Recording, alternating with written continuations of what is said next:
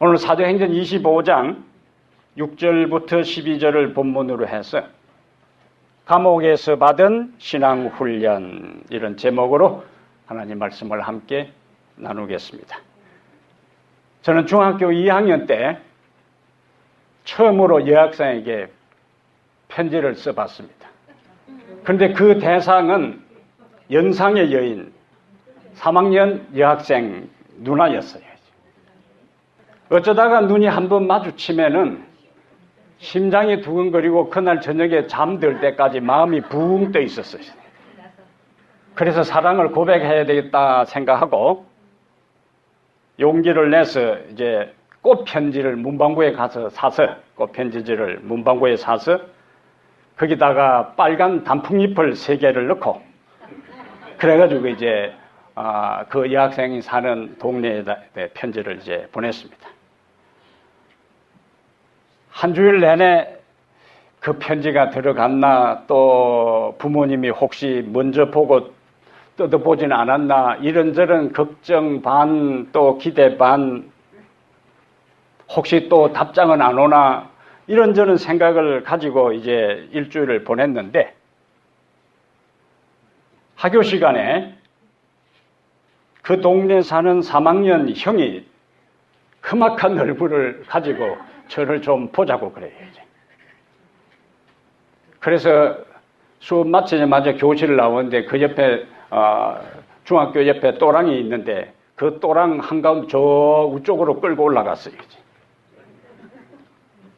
그런데 그 제가 보낸 정성을 다해서 쓴 그 사랑의 편지가 그 3학년 형의 손에 들려 있었습니다. 근데 그 형이 저를, 너가 금방지게 어떻게 후배가 선배 누나한테다가 편지를 쓰냐고 가슴에 멍이 들도록 두들겨 맞았어요. 근데 맞으면서 얼마나 억울한지요. 근데 여러분 생각해 보세요. 제가 뭐 잘못한 거 있어요? 제가 단풍잎, 빨간 단풍잎, 그때가 이제 늑가을이었는데 빨간 단풍잎도 넣어가지고 내 마음이 이렇게 불타오른다고 이제 사랑 고백을 했는데 왜 가슴에 멍이 돌도록 맞아야 되냐 그거지. 예? 지금 생각해도 억울해 죽겠어요. 내가 태권도나 좀 배웠으면 선배고 뭐이고 한바탕 싸울 텐데 그럴 힘도 없고 맞고 있자니 억울하고 분통이 터지고 얼마나 초라했는지 몰라요. 오늘 본문의 바울은 어느 날 갑자기 성전을 더럽혔다는 죄목으로 체포되어 지금 몇 년 동안요? 2년 동안 투옥되어 있습니다. 감옥은 인생의 밑바닥의 장소예요. 가장 비참한 곳입니다. 그런데 바울은 로마의 시민권자이고 유대인 중에 유대인이고 그가 다메섹에 가기 전에는 그 당시의 권력자들인 대제사장들의 절대적 신임을 받는 자였어요. 그리고 그는 사내들인 회원, 국회의원이었습니다. 그리고 그는 당시 최고 학부인 가말리엘, 당대 유대에 있어서 지성인 중에 지성인이었던 가말리엘의 수석 제자였어요. 한때 잘 나가던 사람일수록 바닥을 치면은 더 그 상황은 감당하고 견디기 어렵습니다. 그런데 하나님께서는 이 투옥되어 있는 바울의 투옥 기간을 영적으로 훈련시키는 기회로 삼으셨어요. 바울은 인생의 밑바닥에서 그러면 어떤 훈련을 받았는가? 첫 번째, 바울이 감옥에서 훈련받은 것 중에서 첫 번째 내용은 초라함을 극복하는 훈련이에요. 무엇을 극복하느냐? 초라함을 극복하는 훈련입니다. 바울이 감옥에 2년 동안 있으면서 총독 벨릭스가 소환되고 그 다음에 베스도가 여기 보면은 이제 두 번째 총독으로 등장합니다. 옛날 최고로 잘 나가던 시절에 그 로마 시절의 총독이었으니까 얼마나 화려한 취임식을 했겠어요. 유대 나라의 최고위층 관리들과 그리고 로마 황실에서 파견된 축하 사절단과 더불어 화려한 취임식을 한 다음에 베스도는 2, 3일 지난 다음 예루살렘에 올라가서 다시 당시의 예루살렘의 지도자들과 회합을 갖습니다. 그때에 2절, 3절에 보면은 베스도의 호의로 그들이 뭘 주장하냐면 2절, 3절에 대제사장들과 유대인 중 높은 사람들이 바울을 다시 뭐 합니까? 고소하면서 제안하는 게 있어요. 베스도의 호의로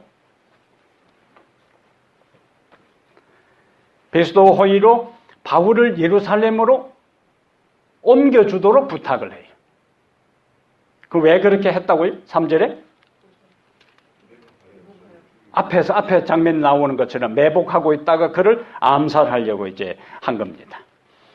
바울의 지금의 상황을 보면은 도살장으로 끌려가는 짐승과 같은 상황이에요. 권력자들이 마음대로 이렇게 끌고 저렇게 끌고 다니면서 반복해서 신문을 받습니다. 바울이 이때에 처해 있는 이 상황에서 바울의 심정은 한마디로 어떤 심정이라고요? 초라한 심정이에요. 베스도의 총독의 절대적 권위에 비하면은 바울은 아무 힘이 없습니다. 제가 아무 힘이 없는 후배였기 때문에 아무 잘못이 없이 뭐요?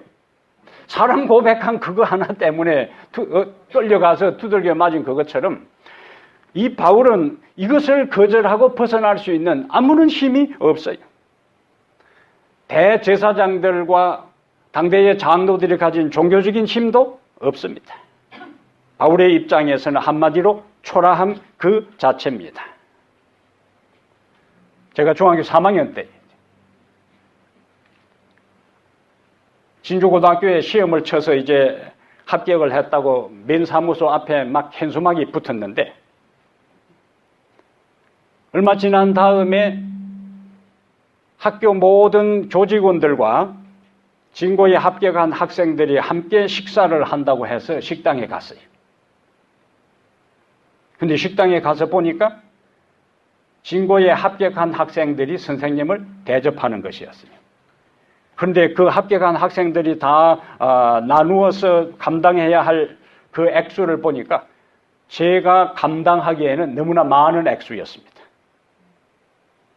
그날 학교 제가 올 때에도 저희 어머니께서 집에 돈이 없어가지고 이웃집에 돈 빌리러 가는 모습을 보고 등교를 했는데 그 많은 교직원들을 대접한 돈을 학생들이 다 나누어서 대접한다고 할 때 그 돈을 어머니에게 달라고 할 면목이 없었어요.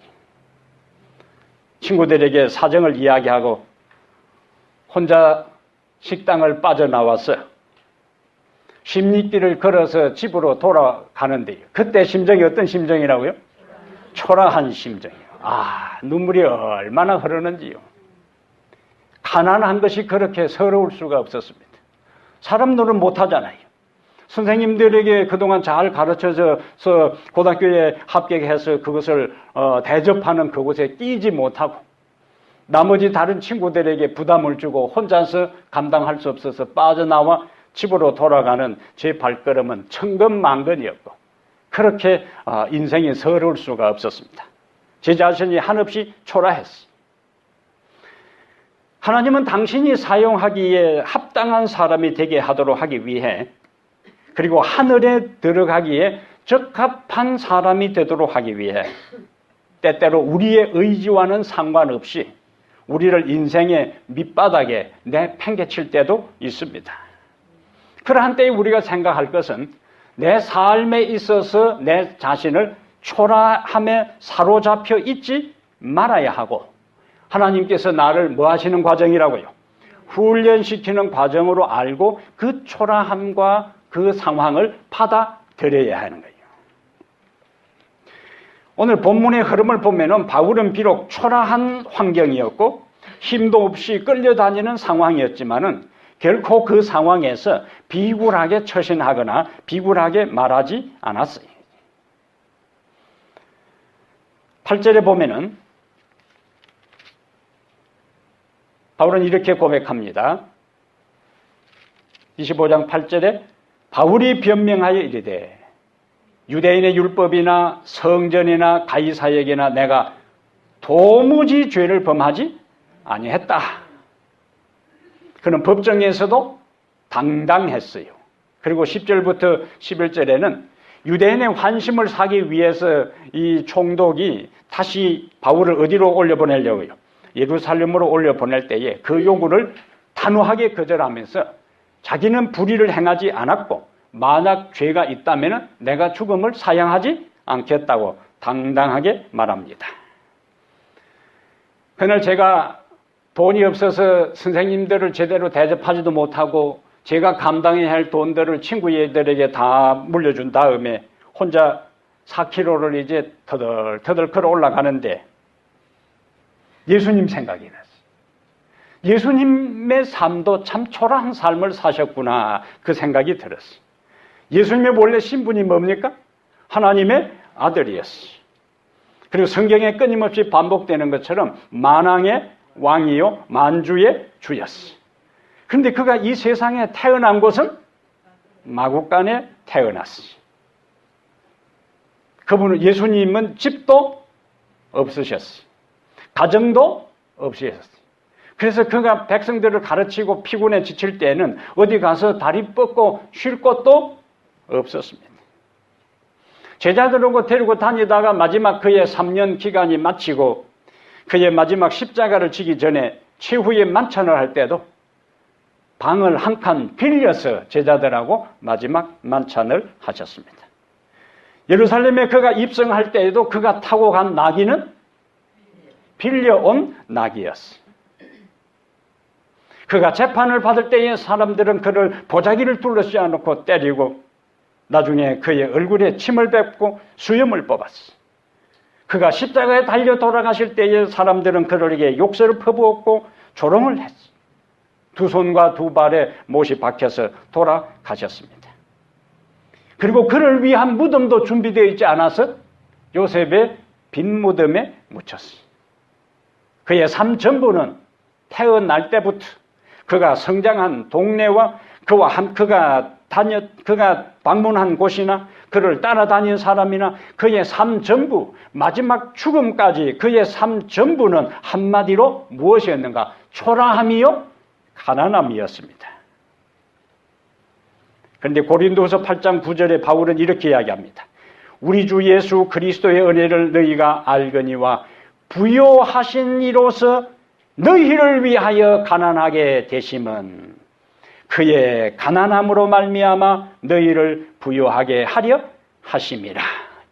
예수님의 삶이 하나님의 아들로서 만왕의 왕으로서 만주의 주로 계시다가 이 세상에 태어난 것도 마구간이고 집도 절도 없이 사셨고 최후의 만찬도 방 한 칸 빌렸고 예루살렘에 입성할 때 나귀도 빌려서 타고 가신 그 정도의 삶으로 예수님이 끝나셨다면 오늘 우리가 그러한 예수를 믿을 필요가 없어요.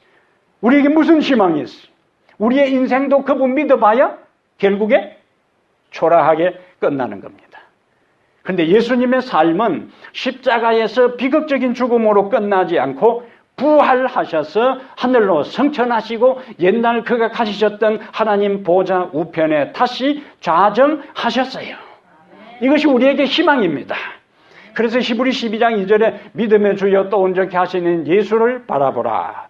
저는 그 앞에 있는 즐거움을 위하여 십자가를 참으사 부끄러움을 개의치 아니하시더니 하나님 보좌 우편에 앉으셨느니라. 십자가를 그분은 통과하셨어요. 그분은 무덤을 통과하셨어요. 그분은 죽음을 극복하셨고 그분은 이 땅을 벗어나서 현재 하나님 보좌 우편에 계시기 때문에 오늘 우리의 현재의 삶이 아무리 초라하고 아무리 가난하고 아무리 멸시당하고 아무리 무시당하고 아무리 병들고 아무리 어렵다 할지라도 우리의 삶은 그러한 것으로 끝나지 아니하고 예수님이 그 모든 과정을 거쳐서 마침내 하나님 보좌 우편에 앉으신 것 같은 영광의 자리가 우리를 기다리고 있음을 믿게 되기를 바랍니다. 그래서 저는 종종 주와 함께라면 이 노래를 부르기를 좋아해요. 주와 함께라면 병들어도 좋아. 참된 강건함이 내 마음에 가득하니까. 때로는 날 넘어뜨리려 거친 파도 휘몰아쳐 와도 나는 결코 놓을 수 없어 따사로운 주의 손길을. 어떤 손길이라고요? 따사로운 주의 손길을. 내 마음 아시는 주 항상 함께 계셔 약한 내 영혼에 위로와 능력 주시네. 가난해도 병이 들어도 시련의 밤 어둡고 깊어도 나는 결코 떠날 수 없어 아름다운 주의 나라를. 이런 찬양과 더불어 여러분의 초라한 삶, 여러분의 현재의 어려운 삶을 넉넉히 극복하고 예수님이 그 모든 것을 통과한 다음 하나님 보좌 우편에 앉으셨던 것처럼 그 영광의 자리에 앉게 되기를 주의 이름으로 축복합니다. 두 번째로 바울이 감옥에서 받은 훈련은 억울함을 극복하는 훈련이에요. 어떤 훈련이라고요? 억울함을 극복하는 훈련이에요. 6절에 보면은 베스도에 의해 다시 재판이 열립니다. 바울은 이번까지 공식적인 재판만 3번을 받습니다. 똑같은 내용으로 똑같은 질문을 받으면서 22장 30절에 그리고 24장 1절부터 22절에 그리고 오늘 25장에서 다시 그가 신문을 받아요. 천부장이 바울에 대한 편지를 써서 총독에게 줄 때에 죄가 있다고 했습니까? 죄가 없다고 했어요. 전임 총독 벨릭스는 바울이 죄가 없는 것을 알았습니까? 알았어요. 그런데 몇 년 동안 구류하고 있었어요? 2년 동안. 25절에 보면은 오늘 25절에 보면은 신임 총독도 바울이 죽을 만한 죄를 짓지 않았다고 알고 있었어요. 그러면 총독은 뭐 해야 되는 거예요? 이전 천부장도 죄가 없다. 전임 총독도 죄가 없다. 두 번의 재판을 통해서 죄가 드러나지 않았다. 그 다음에 신임 총독도 보니까 죄가 없다. 그럼 어떻게 해야 돼요? 석방해야 되는 거예요. 그런데 풀어주지 않고 바울을 구류해 두고 유대인들의 환심을 사기 위해서 지금 감옥에 결박해놓고 있습니다. 그러면서 오늘 25장 23절에 아그리빠 왕에게 다시 한번 또 재판을 받도록 하는 거예요. 바울의 입장에서는 얼마나 억울하겠느냐. 억울함을 견디는 것은 참 쉽지 않습니다. 살다 보면 우리가 이런 비슷한 억울한 일들을 많이 경험해요. 요셉도 얼마나 억울한 경험을 했어요. 예? 죄가 좋다고 달려들다가 싫다고 도망간다고 그냥 누명을 씌워가지고 감옥에 넣잖아요. 이거는 복장 터질 일이에요. 다윗도 사울에게 얼마나 많은 모욕을 당하고 아무 죄 없이 그가 추적을 당했어요. 그리고요, 다윗이 그래서 여자들이 말을 참 조심해야 되는 거는 여자들은 큰 생각 없이 그냥 말을 해야죠. 다윗이 죽은 자는 사울이 죽인 자는 천천히요. 다윗이 죽인 자는 만만이로다. 이 말이 사울의 귀에 딱 거슬린 거라 이제. 그래서 말 조심해야 되는 거예요. 그럼 사울이 진짜 통이 큰 사람 같으면은 딱 불러다가 자네가 백성들에게 인기가 있는데 너무 교만하지 말고 항상 초심을 잃지 말고 잘하게 하고 등을 탁탁 두들겨 서면 얼마나 멋진 거예요 이제. 근데 가만히 생각해 보니까 자기는 1000명이고 다윗은 10,000명이라. 그 시기와 질투를 극복하지 못하고 그때부터 쫄짱부가 되어가지고 빈댕이 뭐요? 그런 거 가지고 이제 다윗을 죽이려고 그렇게 주장하죠. 다윗은 아무 잘못한 게 없어요. 자기 목숨을 내놓고 그 골리앗 장군과 싸워 민족을 위기에서 구원한 것밖에 없어요. 그런데 그는 가는 곳마다 또다시 이 배로 추적당하는 것처럼 도망다니는 신세가 됐습니다. 백성들이 처음에는 그 골리앗과 싸움에서 이기고 돌아올 때는 너도 나도 영웅처럼 하다가 백성들은 줄서기를 힘 있는 쪽으로 기울이기 쉽습니다. 어느 한 곳에 도망가면은 째깍 그것을 포상금 타려고 왕에게 고발하는 알리는 그런 상황이죠. 그때의 다윗의 심정이 억울한 심정이래. 자기가 잘못한 게 있어서 그런 추적을 당한다면 감수하지만은 조국을 위해 자기 생명을 던져 희생한 것밖에 없는데 끊임없이 추적을 당하는 그러한 상황. 자기하고 결혼한 아내도 그냥 다른 사람에게 뺏어 줘버리고, 이거는 뭐 말할 수 없는 굴욕입니다. 가끔 우리가 일반적으로 우리가 이제 차를 운전해 가다가 조금 스피드가 오버됐는데 교통수명에 딱 걸렸어요. 그 순간에 어떤 생각이 있었어요? 억울한 생각이다. 왜? 내보다 빨리 가는 사람을 안 잡고 조심스럽게 나는 그 뒤에 바짝 붙어 갔는데 그것은 쌩 지나가고 하필이면 나를 잡았다. 그러면 이제 억울하다고 생각해서 컴플레인 해요. 왜 다른 사람은 다 빨리 지나가는데 왜 하필이면 나만 잡느냐 할 때, 교통순경은 당신 낚시 안 해봤느냐? 바다에 있는 고기 다 잡는 거 봤느냐? 걸리는 거 잡는 것처럼 나도 걸리는 거 잡는 것이라고 이야기를 해요. 그러면 그날 걸린 것이 억울합니다. 어떤 사람은 주변에 다른 사람의 삶을 보면은 재정적으로도 여유도 있고 자식도 공부도 잘하고 착하고 결혼도 잘하고 부부끼리도 잘 사는데 내 삶에 있어서 보면은 풀리는 게 없다고 생각할 때는 괜히 누가 원망스러운가? 하나님이 원망스러워요.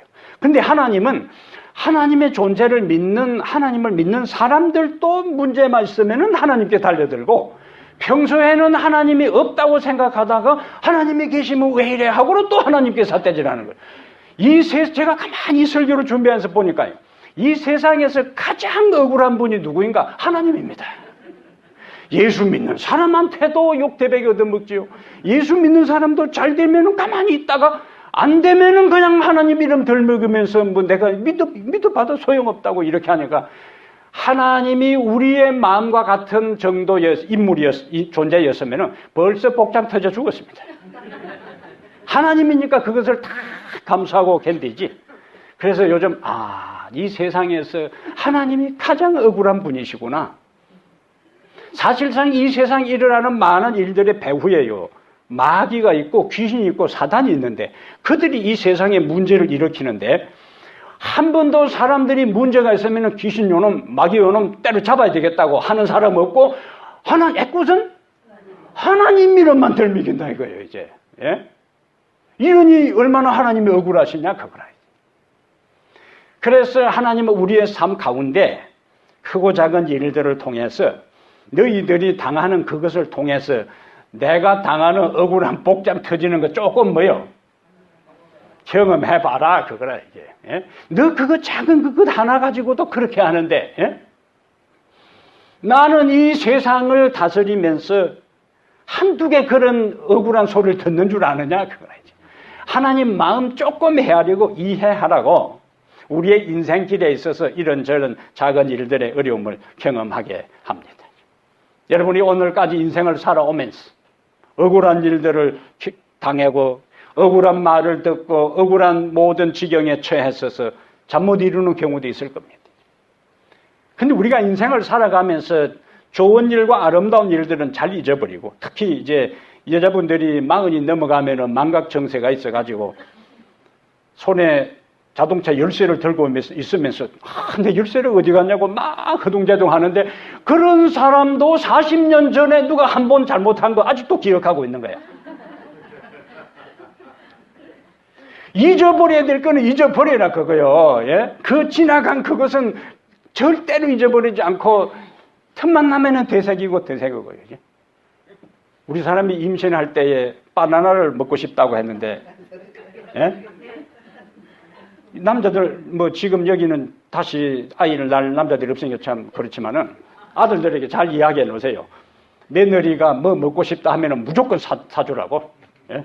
안 그러면은 평생 이야기 듣는다고 아들들한테 잘 미리 단단히 이야기해 놓으세요. 그때는 바나나가 하나에 1,000원 할 때요. 수입 자유화가 되기 전에 비쌀 때에 바나나 먹고 싶다 했는데 바나나를 안 사주고, 냉면 먹고 싶다 했는데 그냥 가서 사 먹으라 그랬어요. 왜냐면 나는 지금까지 내 돈 주고 냉면을 사 먹어본 적이 없어요. 내한테는 냉면이 하나도 맛이 없습니다. 질기질기하고 무맛이요. 그래서 다른 사람이 사주면은 먹지만은 내 돈 주고 지금까지 냉면을 사 먹은 적이 없는데 우리 사람은 냉면을 좋아해요. 근데 냉면 먹고 싶다고 바나나 먹고 싶다는데 바나나도 안 사주고 냉면도 안 사줬거든요. 지금까지 제가 듣습니다.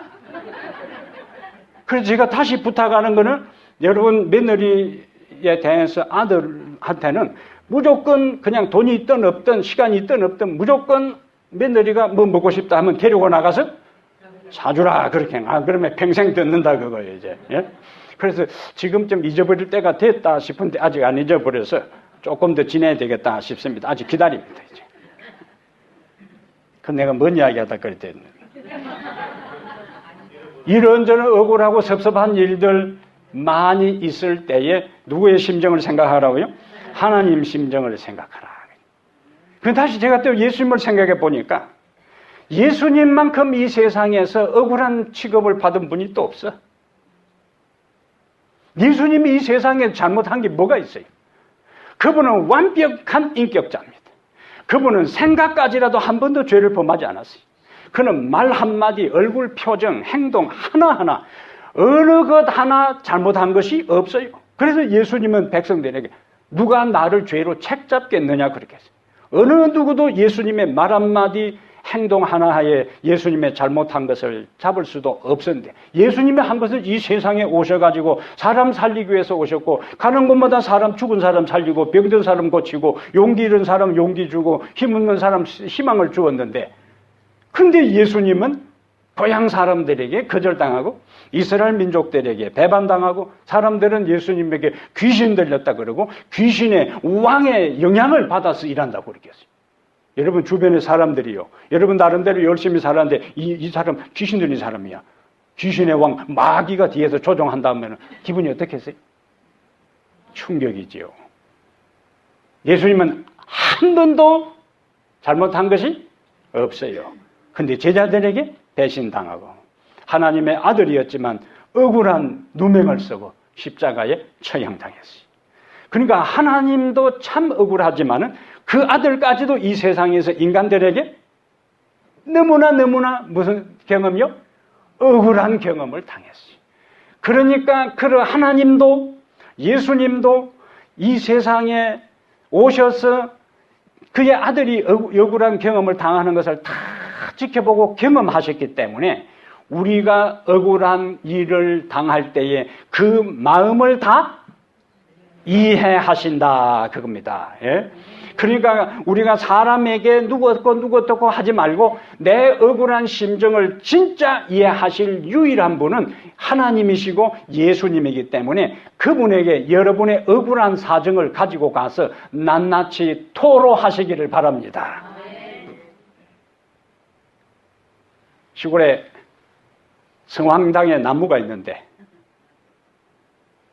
성황당에 나무가 있는데 그게 이제 새해가 되면 거기다 색구지를 쳐놓고 거기다가 동네 사람들이 이제 제사를 지내죠. 근데 그 한 해는 보니까 그 성황당의 나무가 말라 죽었어요. 그래서 제가 가만히 생각해 보니까 성황당의 나무한테 찾아와서 동네 사람들이 다 와서 너도 나도 자기 속상하고 힘든 일을 이야기하는데 성황당의 나무는 그것을 해결할 줄 힘이 없으니까 너무너무 속상하고 부담이 되고 스트레스를 받아가지고 나무가 죽고 만 거예요, 이제. 예? 이거는 내 해석이라 맞는지 안 맞는지 모르지만은, 예? 제가 해석한 거예요. 죽은 나무를 보고. 그런데 우리 하나님은 사람에게는요, 한두 번이지, 이런저런 비슷한 힘든 이야기를 자꾸 가서 하면은 그 사람 인생도 힘든데 다른 사람이 자꾸 찾아와서 힘든 인생 이야기하면은 그 사람 인생은 더 힘들어져요. 사람은 그것을 다 감당할 에너지, 능력이 없습니다. 그러므로 우리는 우리의 힘든 상황, 억울하고 속상하고 분통 터질 일들을 사람에게 찾아가지 말고 누구에게 찾아가라. 이미 이 세상에서 우리보다 더 많은 억울한 것을 경험한 예수님에게 찾아가서 그것을 다 고하고 마음의 평안함과 위로와 평강을 경험하게 되기를 바랍니다. 그래서 그분이 수고하고 무거운 짐진 자들아 다 내게로 오라. 짐을 벗어놓고 오라고 하지 않고 짐을 진 상태로 오라고 했어요. 그분은 이 세상을 말씀의 권능으로 창조하시고 오늘 또 능력으로 붙들고 계시는 분이기 때문에 이 세상에 70억 인구가 가지고 있는 문제를 한 번에 동시에 다 가지고 오더라도 그것을 다 넉넉히 지기에 그리고 해결하기에 능력이 있고 지혜가 있는 분이기 때문에 그분 앞에 나가는 것을 주저하지 마시고 그분에게 나가서 고백하고 기도하게 되기를 바랍니다. 수고하고 무거운 짐진 자들아 다 내게로 오라 그렇게 했지 누구 찾아가라고 하지 않았어요. 다 내게로 오라. 내가 너희를 쉬게 하리라. 이 말씀 믿으시면 아멘. 세 번째, 하나님께서는 바울을 인내의 훈련을 시키셨어요. 사도행전 25장 13절부터 27절에 인내의 훈련을 시켰는데 13절을 보면은 수일 후에 아그리빠 왕과 버니게가 베스도에게 문안하러 가이사랴에 와서 여러 날을 있더니 여기 아그리빠 2세하고 버니게가 신임 총독을 축하하기 위해서 예방하는 장면이 나옵니다. 이 여기 아그리빠는 예수님의 제자 야고보를 처형한 아그리빠 1세의 아들이에요. 그러기 옆에 또 누가 나와요? 아그리빠 왕과 버니게가 나오지요. 이 버니게는 앞에 24장 24절에 나오는 벨릭스 전 총독의 아나인 드루실라의 언니입니다. 그런데 더 역사적으로 재밌는 것은 아그리빠 왕과 버니게가 지금 부부로 등장하는데 사실상 이 아그리빠 왕과 버니게는 남매간이에요. 버니게는 아그리빠 2세의 여동생입니다. 이 버니게가 다른 데 시집 갔다가 그 다음에 다시 이제 자기 오빠하고 지금 함께 사는 거예요. 그런데 그들의 등장 모습을 한번 보시죠. 그들이 사실상 23절 보세요. 이제 바울을 재판한다고 등장하는 그들의 모습을 봐요. 이튿날 아그리빠와 버니게가 크게 뭐하고요? 위엄을 갖추고 와서 천부장들과 시중의 높은 사람들과 함께 접견 장소로 들어오고 베스도의 명으로 바울을 데려오니 남매간이 부부로 살면서 지금 바울을 불러다가 뭐 한다고요? 심판한다고요. 이러한 장면을 뭐라고 부르는 거예요? 웃긴다 그렇게 하는 거예요. 예? 자기들의 삶이 지금 바울을 부르다가 재판할 주제예요. 하나님 앞에 그들이 재판을 받아야 할 사람들이 내면으로는 부정부패와 불륜과 가증스러운 죄로 가득 차 있으면서 겉으로는 화려한 옷을 입고 주변에 고위직에 있는 사람들을 대동하고 재판 자리에 있는 폼 없는 폼 다 잡고 등장하는 이 모습이 후임 총독이 이들에게 그동안의 상황을 이제 개요를 설명합니다. 13절부터 22절에 아그리빠 왕에게 사건 개요를 설명하는데 유대인들이 말하는 것처럼 종교적으로도 아무 잘못한 거 없고 그런데 불구하고 23절에 바울을 다시 불러내요. 재판을 할 만한 도덕적인 자질도 없는 사람이 재판을 받을 이유가 없는 사람을 불러다가 또다시 신문합니다. 똑같은 질문을 하는 거예요. 이때 뭐가 필요한 거예요? 인내가 필요한 거예요. 우리가 인생을 살아가면서 초조하고 불안할 때가 많이 있습니다. 조바심을 내고 안절부절할 때가 많이 있습니다. 그런데 그런다고 상황이 바뀌어지는 게 아니에요. 그때 기억할 것이 있습니다. 내 인생의 삶이 지금 굉장히 어려운 상황.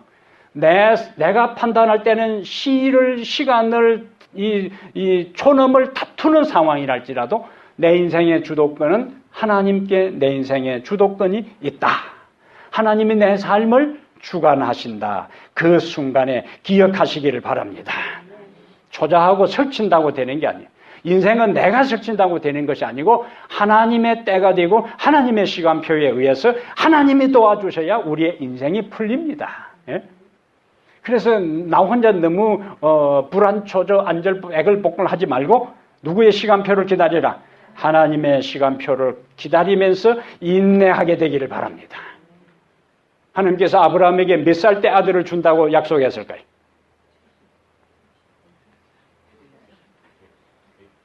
내년에 또 성경 읽어야 돼. 75세에 하나님께서 아브라함을 가나안 땅 갈대우리에서 부르면서 아들을 주겠다 그렇게 했어요. 그런데 몇 년 후에 주겠다는 이야기를 안 했습니다. 뭔 약속만 했어요? 아들을 주겠다. 그런데 실제적으로 몇 년이 지난 다음에 아들을 얻었어요? 25년이 지난 다음에 아들을 얻었습니다. 그 25년의 시간은 뭐 하는 시간이요? 인내를 훈련받는 시간이었습니다. 요셉은 17살에 애굽의 노예로 팔려갔어요. 그가 몇 살에 총리가 되었어요? 30세에 총리가 되었어요. 13년의 세월은 그에게는 혹독한 시련의 기간이었습니다. 모세가 이스라엘 백성의 지도자로 등장하는 데 있어서 그가 미디안 광야에서 몇 년 동안? 40년 동안 목자로서 훈련을 받았어요. 그의 인생의 후반부에 가서 하나님께서 그를 부르셨어요. 다윗도 긴 세월 동안 사울에게 추적을 당하다가 그가 이스라엘의 통일 왕국의 왕이 되는 데 있어서는 또다시 사울 왕이 죽고 난 다음에 7년이라는 세월을 더 기다린 다음에 이스라엘 전체 통일 왕국의 왕으로서 등장할 수가 있었습니다. 시편 31편 15절에 내 시대가, 다윗은 도망 다니면서 이렇게 고백합니다. 내 시대가 주의 손에 있사오니. 내 시대가 누구의 손에 있다고요? 주의 손에 있사오니. 내 시대가 주의 손에 있사오니. 다윗이 끊임없이 되뇌이고 엎조리고 묵상한 내용이, 내가 지금 이렇게 도망 다니고 있지만은 이미 도망 다니고 난 다음에 그 사울이 죽고 난 다음에 하나님께서 다윗에게 기름을 부은 것이 아니고 훨씬 이전에 이미 하나님께서 다윗에게 기름을 부었어요. 기름을 부은 것은 그가 뭐가 된다는 거예요? 왕이 된다는 거예요. 그런데 기름 부음을 받았지만은, 왕으로 임명을 받았지만은 왕이 되지 못하고 그는 끊임없이 도망 다녀야 했다고요. 그는 기다려야만 했어요. 그러면서 뭐라고 고백한다고요? 내 시대가 주의 손에 있사오니. 인내는 써나 그 열매는 달다. 고진 감내. 저는 어릴 때 우리 집 시골 마루에 파리가 앉아가지고 그 액자가 파리똥이 새카맣게 앉았는데, 그리고 제가 다니는 동네 이발소에도 가면 그 액자가 걸려 있었어요.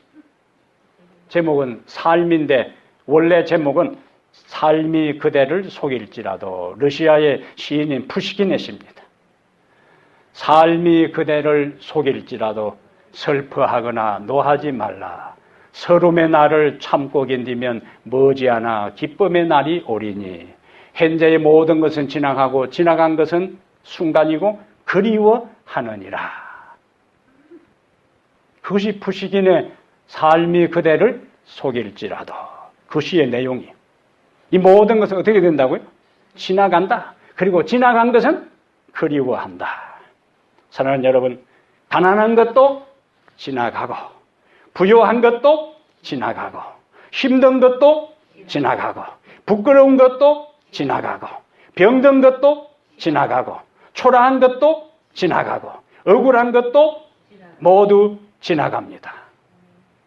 그래서 이 또한 지나가리라. This too shall pass away. 이 모든 것이 다 뭐예요? 지나간다. 원래 한 문장으로 하려고 열심히 해왔는데 잘 안 해야지는 진짜. 주께서 우리의 삶에 함께해서 우리를 훈련시킬 때에 인내로 그 모든 과정을 넉넉히 통과하게 되기를 바랍니다.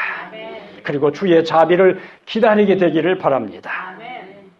예레미야가 3장 25절에 무릇 기다리는 자에게나 구하는 영혼에게 여호와께서 선을 베푸시는 도다. 무릇 기다리는 자에게나 구하는 영혼에게 여호와께서 선을 베푸시는도다. 오늘 여러분의 삶 속에 하나님께서 힘든 가운데서 우리의 초라함을 극복하는 훈련을 시키시고, 힘든 가운데서 우리의 억울함을 극복하는 훈련을 시키시고, 힘든 가운데서 우리에게 인내하는 훈련을 시켰을 때에 그 모든 과정을 잘 통과하여 예수께서 십자가를 통과하고 하나님 보호자 우편에 앉으신 것처럼 여러분과 나의 삶의 마지막이 하나님 보호자 우편에 앉게 되는 승리의 자리에 있게 되기를 주의 이름으로 축복합니다. 살아계신 우리 하나님, 바울이 처해 있던 상황은 참으로 초라한 상황이었고 억울한 상황이었습니다. 아무런 힘이 없이 끌려다니고 아무런 죄도 없이 오랜 세월 감옥에 지내는 그 시간은 참으로 그에게 감당하기 힘든 경험이었고 힘든 시절이었습니다. 하나님은 그러한 과정을 통하여 초라함을 극복하게 하고 억울함을 극복하게 하고 인내의 훈련을 시키면서 예수님의 남은 고난에 동참하도록, 예수님의 생애에 참여하도록 바울을 훈련시키셨습니다. 인생을 살다 보면 우리의 삶에도 우리의 삶이 한없이 초라하게 느껴지고 이 세상에서 내가 가장 불쌍한 사람처럼 자기 연민에 사로잡힐 때도 있습니다. 다른 사람은 슬픔도 없고 어려움도 없이 잘 사는 것처럼 보이는데 나는 내 가정과 내 삶의 운명이 패이지 아니하고 자꾸만 실타래처럼 얽힌다고 생각할 때 자기 연민에 빠지고 하나님에 대한 원망의 마음도 들 때도 있습니다. 우리 하나님, 그러나 이 모든 것에 인내하는 마음을 우리에게 주시옵소서. 기다림의 은사를 우리에게 주시옵소서.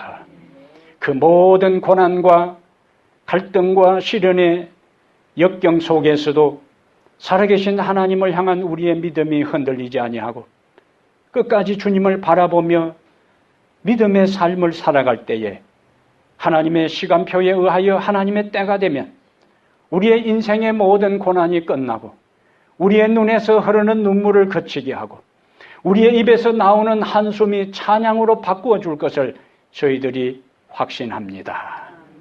아버지, 삶이 힘들 때에 사람을 찾아가지 않게 해 주시옵소서.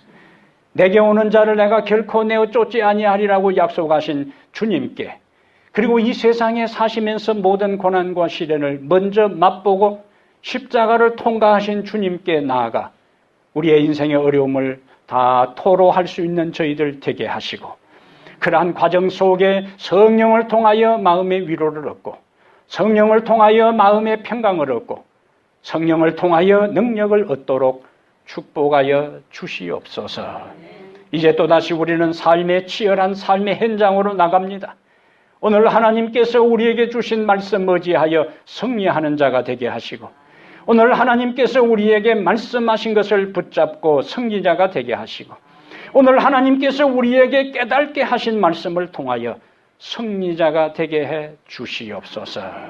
예수께서 이 세상의 모든 고난을 통과하고 죽음의 쇠사슬을 끊어버리고 이 땅의 죄악의 세상을 벗어나 하나님 보좌 우편에 승리자로 앉으신 것처럼 그 예수를 바라보는 우리들도 머지않은 장래에 그곳의 승리자로서 함께 앉게 될 것을 확신합니다.